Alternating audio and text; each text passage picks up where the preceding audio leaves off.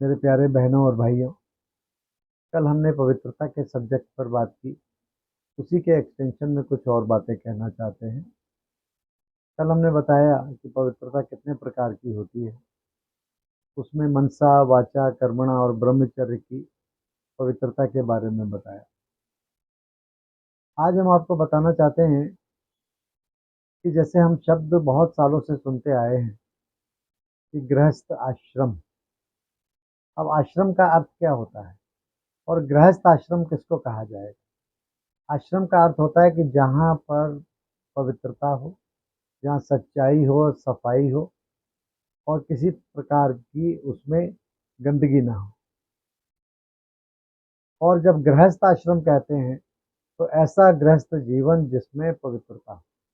तो दोस्तों, इसका अर्थ क्या हुआ कि गृहस्थ जीवन में रहते हुए भी यदि हम पवित्र रह सकें तो तभी वो गृहस्थ आश्रम कहलाएगा। तो आज के ये अवधारणा गृहस्थ आश्रम के आज के इस कलयुगी जमाने में बहुत ही मुश्किल है, लगभग असंभव है। लेकिन अगर आपको सत्य ज्ञान प्राप्त हो जाए, ईश्वरीय ज्ञान प्राप्त हो जाए, तो आप, और अगर आपकी बुद्धि को ये छू जाए कि पवित्रता के सब्जेक्ट कितना इम्पोर्टेंट है, और अगर आपके सामने लक्ष्य हो कि मुझे क्या लक्ष्य प्राप्त करना है, किस ऊंचाई पे मुझे जाना है, मुझे देवताई जीवन जीना है, तो गृहस्थ को आश्रम बनाने में कोई भी मुश्किल नहीं होगी। उसमें ब्रह्मचर्य की पवित्रता भी है, उसमें सच्चाई सफाई की जरूरत भी है, उसमें झूठ ना बोलने की पवित्रता भी है, क्रोध ना करने की पवित्रता भी है, और मन में व्यर्थ संकल्प ना चलाने की पवित्रता भी है। क्योंकि हम परिवारों में आजकल देख रहे हैं कि हर तरीके की अपवित्रता प्रवेश कर गई। हम अपने बच्चों को ही सिखाते हैं कि कैसे तुम झूठ बोलो, कैसे तुम बेईमानी करो, चीटिंग करो। ये सारी चीज़ें हम खुद बच्चों को सिखाते हैं। तो भाई और बहनों, तो गृहस्थ जीवन की पवित्रता इसलिए भी जरूरी है कि देखिए, मैंने आपको बताया कि आत्मा क्या है। आत्मा उस परम पिता परमात्मा की संतान है। परमात्मा तो एक है, लेकिन हम सब आत्माएं अरबों की तादाद में है। तो अब ये सब आत्माएं अगर अरबों की तादाद में है और एक पिता की संतान है, तो चाहे स्त्री हो या पुरुष हो, वो तो शरीर का जेंडर है। तो उस नाते हम सब क्या हुए? भाई और बहन हुए, या भाई भाई हुए, आत्मा आत्मा, भाई भाई। तो उस नाते हमारा एक ही संबंध होता है। तो इसमें कोई भी स्त्री और पुरुष का भाव अगर आता है तो इसका अर्थ यह है कि हम स्वयं को आत्मिक भाव में न रख के हम देह भान में जी रहे हैं। तो जहां हम आत्मा आत्मा भाई भाई की बात को समझते हैं और उसे प्रयोग में लाते हैं और उसका प्रैक्टिस करते हैं, तो हमारा किसी से ना तो भेदभाव, ना गलत दृष्टि, ना विकारी दृष्टि हमारी हो जाती है।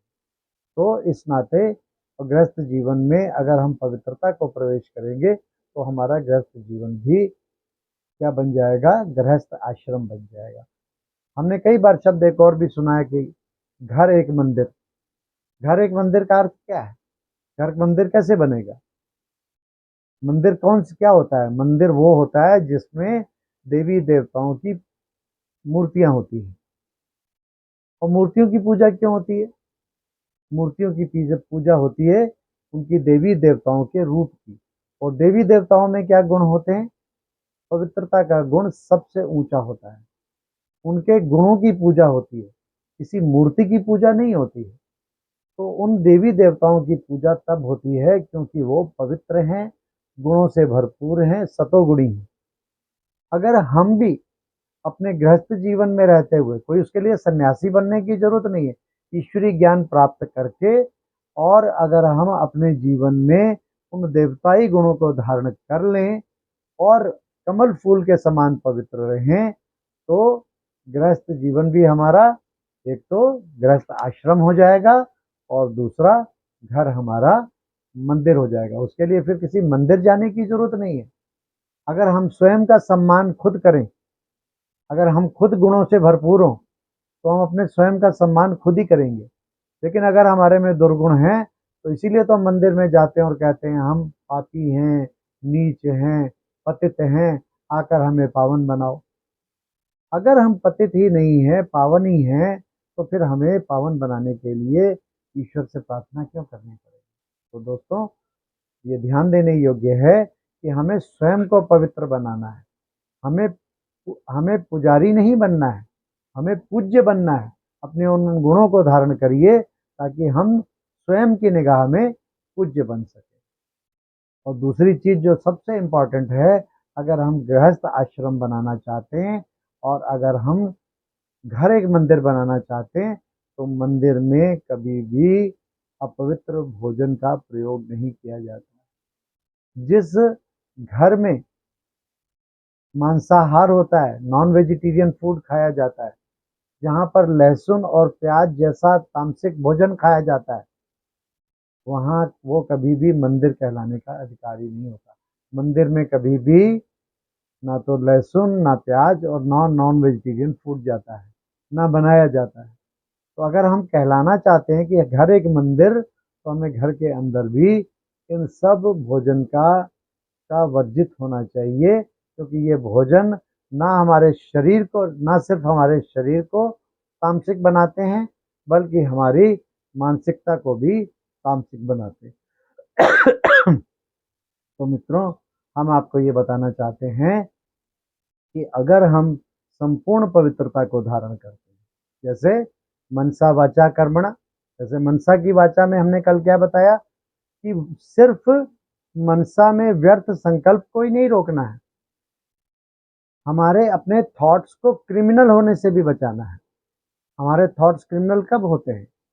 जब हम किसी चीज को देखते हैं और उसके बारे में हमारे गलत विचार चालू, अगर आपने वो कर्म में नहीं भी आया, लेकिन अगर आपका विचार भी चल गया, तो वो एक क्राइम है।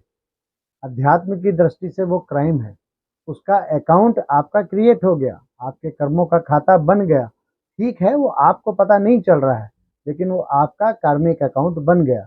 अब उस कार्मिक अकाउंट को सेटल तो आपको कभी ना कभी करना पड़ेगा। और जो थॉट चला, उसके बारे में सिर्फ दो ही लोग जानते हैं, एक आप जानते हो और एक आपका परमात्मा जानता है। इसके अलावा कोई नहीं जानता।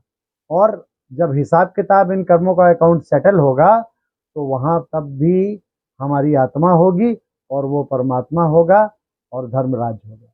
इसके अलावा कोई व्यक्ति नहीं होगा।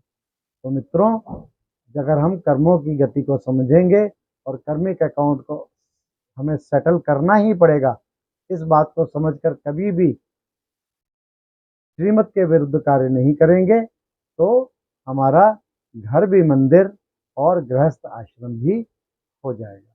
अच्छा दोस्तों, आज के लिए इतना ही। ओम शांति।